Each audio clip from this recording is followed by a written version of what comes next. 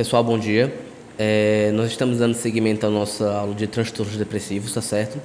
A gente já foi pela introdução, nós já nos debruçamos sobre a abordagem farmacológica, a estrutura da abordagem farmacológica, e agora está na hora da gente conversar um pouco sobre aquilo que nos diferencia dos outros níveis de atenção, é a abordagem não farmacológica. Por quê? Porque a atenção primária, por definição, é o nível de atenção de baixa densidade tecnológica, tá certo? Então, a gente tem que fazer uma gestão muito mais agressiva, ser muito mais, entre aspas, criativo, porque criatividade sempre embasada, certo? Mas precisamos fazer uso de muito mais técnicas de baixo custo para fazer aquele paciente ficar engajado no teu tratamento, que é um tratamento que é longo, para aquele paciente ficar engajado no cuidado dele como um todo, não só do transtorno mental. Então, para isso, serve a abordagem não farmacológica, tá certo? É o nosso diferencial. É o nosso diferencial na atenção primária. Precisa ser o nosso diferencial na atenção primária, tá certo? Vamos começar.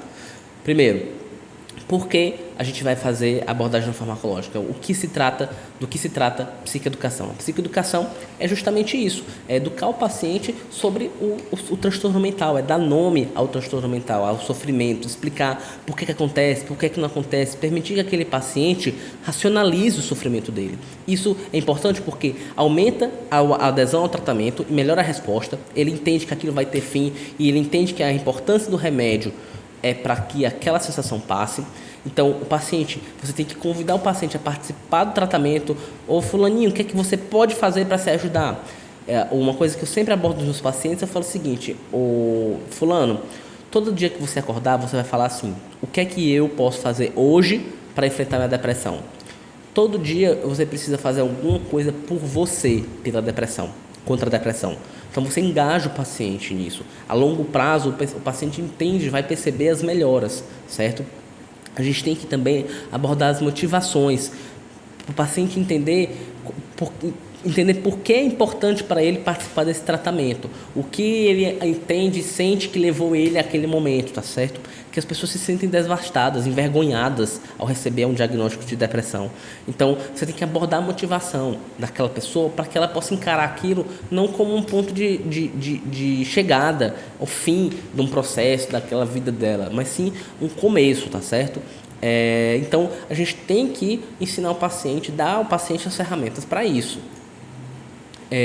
De novo, quando você faz essa psicoeducação, você orienta o paciente sobre a depressão, você aumenta a chance do paciente a entender a importância de se alimentar melhor, a importância de fazer exercício físico, a importância de controlar, fazer uma melhor higiene do sono. Então, você aumenta a chance de ele aderir às mudanças de estilo de vida. Quando o paciente entende que aquele sintoma é causado pela depressão, que a depressão dura tanto tempo, que aquele sintoma é um sintoma da depressão, você diminui a hiperutilização dos serviços de saúde, você racionaliza aquela hiperutilização, porque aquele paciente sabe que pode te encontrar na unidade dia tal, dia tal, dia tal. Ele não vai todo dia. Ele vai quando ele tiver uma dúvida, uma abordagem ali que em 2, 5 minutos você faz, tira a dúvida daquele paciente e segue a vida, entendeu? É melhor do que aqueles pacientes vierem sempre com um monte de perguntas, um monte de ansiedade, de tomar 30, 45 minutos no atendimento. E importante, evitar o uso excessivo de sintomáticos. Se aquele paciente sabe que aquela falta de ar não é uma alergia, ele vai deixar de tomar um antialérgico, uma loratadina, e vai entender que vai fazer um exercício respiratório para poder passar aquela dispneia, quando sente uma dor, uma lombalgia, isso é muito importante nas dores articulares. Ele vai deixar de fazer uso de anti-inflamatório para fazer um alongamento. Então, isso é muito importante na psicoeducação, na atenção primária. Dentre as técnicas psicoterapêuticas nos transtornos mentais comuns, a que está mais bem estabelecida é a terapia cognitivo-comportamental. É a que tem o maior volume de estudos, o maior volume de comparação com outras técnicas, com medicação, sem medicamento. Então, ela é que é estabelecida para os transtornos depressivos, tá certo? Ela une um pouco o cientificismo médico, do acadêmico, com a experiência de doença do paciente. A terapia cognitivo-comportamental é basicamente uma reformulação dos passamentos e repercussão dos sintomas. Como assim? Quando você vai abordar um paciente, isso é sempre importante você falar numa consulta de saúde mental, você vai fazer o seguinte: seu fulano, eu quero que você não pense em um elefante rosa de calcinha. A primeira coisa que você pensou? No elefante rosa de calcinha. Porque a tratamento, nós não temos como impedir que o pensamento venha. Nós não temos como impedir que a sensação ruim venha. O tratamento vai focar em você pegar essa sensação, esse pensamento ruim, e você não vai deixar ele tomar conta de você. É basicamente pincelando por cima, grosseiramente, a terapia cognitivo-comportamental. É esse tipo de tratamento. Você vai ensinar técnicas como a respiração diafragmática, o relaxamento muscular, para que o paciente consiga melhorar os sintomas somáticos daquele transtorno, daquele sofrimento mental, sem ficar fazendo uso de intervenção desnecessária. Nós temos também a psicodinâmica, que é uma outra técnica psicoterapêutica que ela envolve o conceito de catarse, uma liberação de uma grande carga emocional, um insight, uma percepção, uma grande verdade que o paciente descobre, a causa daquele sofrimento. Mas, de novo, ela é menos estabelecida do que a TCC, certo? A psicoterapia, que é baseada também no conceito de transferência e contra-transferência na entrevista, a terapia dos 7 focos. Nós temos aí, quais são os 7 focos da psicodinâmica? Foco nos afetos, nas expressões das emoções, na exploração das tentativas de evitar pensamentos e sentimentos que causam desprazer, na identificação de temas e padrões recorrentes na vida do paciente, na discussão das experiências passadas, o foco nas relações interpessoais, o foco na relação terapêutica da consulta e a exploração das fantasias. É mais ou menos isso a psicodinâmica. Nós temos também as mudanças de estilo de vida, que elas têm repercussão, elas são estatisticamente significantes, que estão associadas à melhora dos sintomas, à melhora da adesão e à melhor perspectiva de remissão de sintomas. E isso implica também interrupção de álcool, tabaco e cafeína, de medicações de substâncias psicoativas. E também, de quebra, você faz controle das comorbidades clínicas que estão usualmente associadas. Normalmente, é uma pessoa que tem uma hipertensão, diabetes, sobrepeso, uma dislipidemia. O exercício físico beneficia tudo isso. E isso é muito importante você falar para isso. Olha, você prefere gastar dinheiro comprando um remédio para colesterol, um remédio para diabetes, um remédio para pressão, um remédio para depressão, um remédio para dor nas costas? Ou você prefere pegar tudo isso e transformar em exercício físico? Quer que seja mais barato? Você tem que mostrar para o paciente, deixar para o paciente palpável a opção, entendeu? E ele precisa entender que é uma opção, certo? Existem outras psicoterapias na fase da resposta, na fase aguda, aqueles primeiros 3 meses, a interpessoal, a psicoterapia de resolução de problemas, a comportamental típica, tá certo? Nós também temos o uso de fitoterápicos, tá certo? Que é o Hyperion, ou chamado de erva de São João. Ele tem eficácia comprovada, certo? Equivalente a antidepressivos clássicos, melhor do que o placebo em depressão leve a moderada. Como não existe muitos dados sobre ele, é prudente evitar o uso concomitante de outras medicações, certo? E ele só não é bem indicado porque não é possível padronizar, fazer um controle de qualidade de formulações. Vamos falar um pouco agora também dos pacientes refratários, tá certo? Os pacientes refratários, o que a gente vai fazer quando aquele paciente que a gente inicia o tratamento, já está com 3, 6 meses de tratamento, tenta subir a medicação e você não está vendo a resposta daquele paciente? A gente precisa sentar e fazer uma revisão mental do caminho. Primeiro, a gente está lidando com um diagnóstico correto? É um transtorno depressivo mesmo? Ou é uma bipolaridade? Ou é um transtorno de personalidade? Ou é um paciente que é esquizofrênico? Então, assim, a gente precisa fazer uma reformulação e ver se tem alguma ponta solta na nossa anamnese para a gente poder ver se está tratando a doença correta.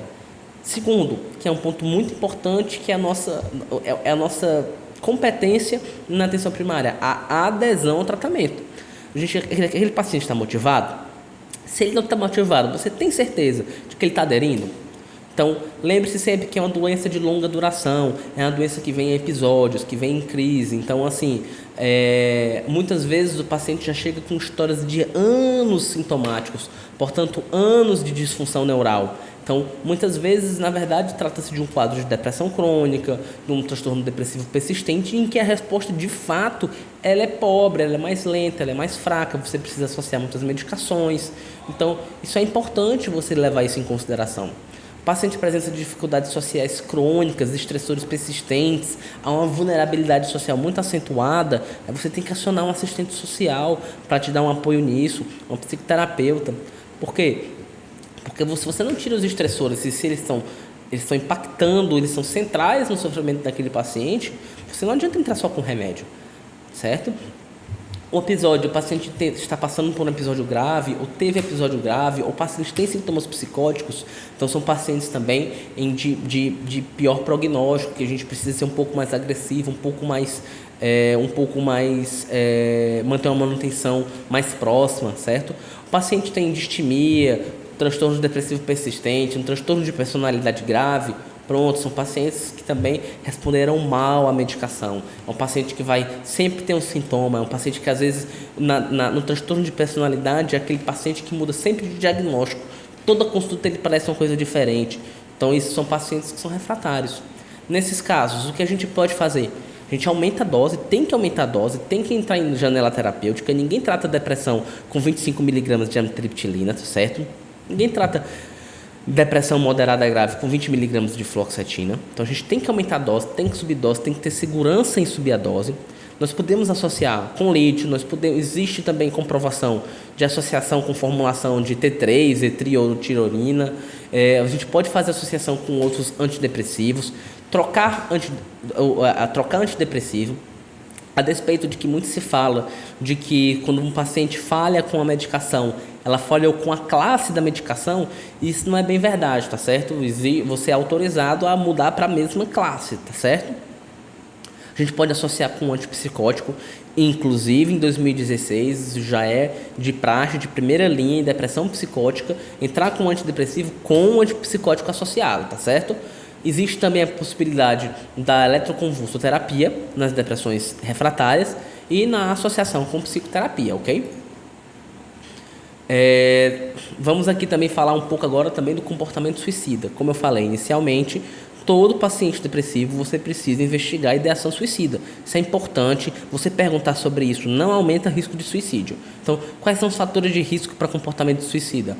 Tentativa prévia, uma doença psiquiátrica importante ou com muita perda de funcionalidade, abuso de substâncias, sexo masculino, desemprego, dor crônica, cirurgia recente, doença terminal, abuso, violência de abuso, eventos adversos na infância, história familiar de suicídio, ser solteiro, viúvo, separado, portanto, rede familiar fragilizada, viver sozinho, rede social fragilizada ou alta hospitalar psiquiátrica recente. Nesse caso, a gente tem que construir com o paciente fatores de proteção, uma rede de apoio, buscar engajar aquele paciente com família, com amigos, com grupos naquela tua área, sensação de pertencimento. Então, se o paciente tem uma espiritualidade mais acentuada e quer procurar uma denominação para aquela espiritualidade, incentiva isso para ele, tá certo? Incentiva a se envolver na comunidade, buscar que ele tenha uma vida social satisfatória, uma rede social significativa e sempre reforçar o acesso aos serviços e cuidados, tanto na atenção primária como em saúde mental, tá certo? Sempre que o comportamento suicida for percebido, a gente tem que envolver família, a gente tem que envolver uma pessoa de confiança do paciente. A gente não lida com o comportamento suicida e ideação suicida sozinho. Nós não podemos fazer isso, tá certo? O acompanhamento tem que ser, a gente tem que encaminhar para o psiquiatra, indicação de encaminhamento para a psiquiatria, mas não só isso. A gente tem que envolver um familiar. Como é que você vai prescrever uma medicação para aquele paciente que é suicida, que está com ideação suicida? E o que te garante que ele vai tomar medicação? Ou o que te garante que ele não vai tomar todas as medicações de uma vez? Você precisa também ter uma abordagem multiprofissional daquele paciente. O comportamento suicida é um agravante sério, complexo, de alto risco no paciente depressivo, tá certo? Então, por final, quando a gente vai encaminhar o paciente que tem um transtorno depressivo? Um paciente que tem um quadro clínico complexo, portanto, tem sintomas de outras comorbidades clínicas ou psiquiátricas, um paciente que tem um transtorno de personalidade, então tem mistura de sintomas de muitas coisas, você não se sentiu seguro, tem que encaminhar. Episódios prévios graves, então pacientes que fizeram um transtorno psicótico, tentativa de suicídio no último episódio depressivo, paciente com sintomas psicóticos, ideação suicida, pacientes que têm polifarmácia, que faz tratamentos concomitantes, que contraindicam o uso da maioria das medicações antidepressivas, quando você suspeita de um transtorno bipolar, ou quando tem um paciente que tem um abuso de substância associado, que também é fator de risco para transtorno bipolar. E por último, no nosso último bloco, a gente vai citar só um pouco de medicina baseada em evidência aplicada à atenção primária, pessoal. Até já!